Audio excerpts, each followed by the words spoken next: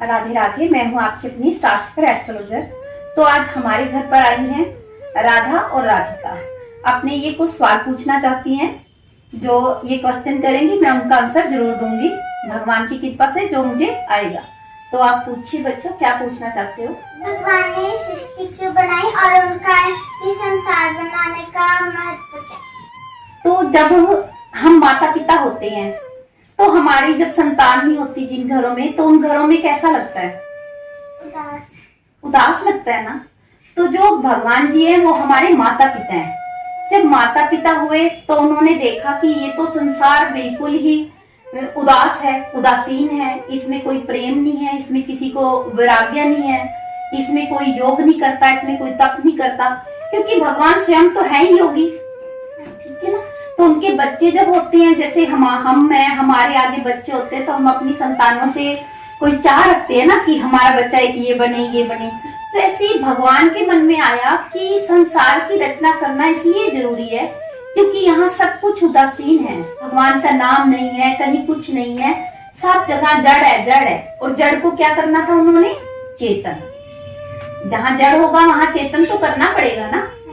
हाँ, तो इसीलिए भगवान ने, जैसे एक माता पिता को अपनी औलाद की जरूरत होती है, ऐसे ही भगवान को भी इस संसार की जरूरत थी और उन्होंने इसकी सृष्टि की रचना की। अभी आप कुछ और क्वेश्चन पूछना चाहते हो? कुछ भी आपके मन में है, किसी चीज के बारे में संशय पूछिए। अभी आपने पूछा कि वो क्या चाहते थे सृष्टि से, तो वो सृष्टि से चाहते थे कि इस सृष्टि में जब हम पैदा हों तो हम ज्यादा से ज्यादा भगवान का नाम जाप करें और अपना उद्धार करें। क्योंकि आत्मा क्या है? आत्मा बहुत दुर्बल होती है। हम दुर्बल है ना, हम छोटी छोटी चीजों के मुंह में फंस जाते हैं। तो हमें जो इन सब चीजों से बाहर निकालता है वो क्या है? सत्संग। जितना हम सत्संग सुनते हैं, जितना हम नाम चर्चा करते हैं, तो हम इन सब चीजों से बाहर आ जाते हैं। तब भगवान ने ब्रह्मा जी को कहा कि आप इस सृष्टि की रचना कीजिए, क्योंकि रचना करने वाले कौन है? ब्रह्मा जी। क्योंकि वो हमारी रचना करते हैं, वो ही लिखते हैं हमारे कर्मों को, हम जो करके आए हैं उसके अनुसार हमारा आज का जीवन होता है। ठीक है। तो ब्रह्मा जी ने ही संसार की रचना की, किस लिए? क्योंकि उनके मन में आया कि सृष्टि की रचना करने से यहाँ की उदासीनता खत्म होगी, और जो भगवान शिव थे उनको संहार का काम दिया। और जहां अंत होता है वहीं से आरंभ होता है। अब कोई चीज का हमने अंत किया, आपकी सेकंड क्लास खत्म होगी तो आपका नेक्स्ट क्या चलेगा? Third class. तो ऐसे ही सृष्टि है, जहां से अंत होता है वहीं से आरंभ हो जाता है। तो कहा जाता है कि भगवान शिव हमें महाकाल हैं और वो काल को मतलब हम लोगों का संहार करने वाले हैं संसार का। लेकिन जब किसी के ऊपर विपत्ति आती है तो हम क्या करवाते हैं? भगवान शिव का महामृत्युंजय का जाप कराते हैं ना। तो वहीं से हमें क्या मिला? जीवन। तो अंत कहीं भी नहीं है, सब जगह पे आरंभ ही आरंभ है।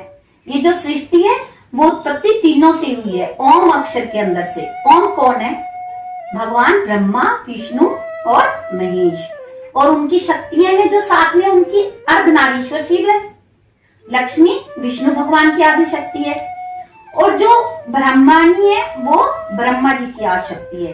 जब तीनों देवता उत्पन्न हुए तो उनके लिए, क्योंकि बिना सती की योग नहीं हो सकता, जब हम योग करते हैं ना तो उसके लिए हमें शक्ति की जरूरत होती है, बिना शक्ति के योग नहीं होगा। तो पति को अपने, चाहे वो किसी भी मार्ग पर चले, उसके लिए पत्नी की जरूरत होती है, क्योंकि शक्ति के बिना वो भी अधूरा है। ऐसे ही हम सब लोगों के बिना हमारा भगवान नारायण अधूरे थे। उन्होंने इसीलिए इस जगत की रचना की ताकि वो हमारे से आनंद ले सके, जैसे हमारे माता पिता हमसे आनंद लेते हैं ना, हमारी छोटी छोटी चीजों से देख के आनंद लेते हैं। तो ऐसे ही भगवान हमारी क्रियाओं से आनंद प्राप्त करते हैं। तो हमारा सर्वप्रथम कार्य क्या होना चाहिए?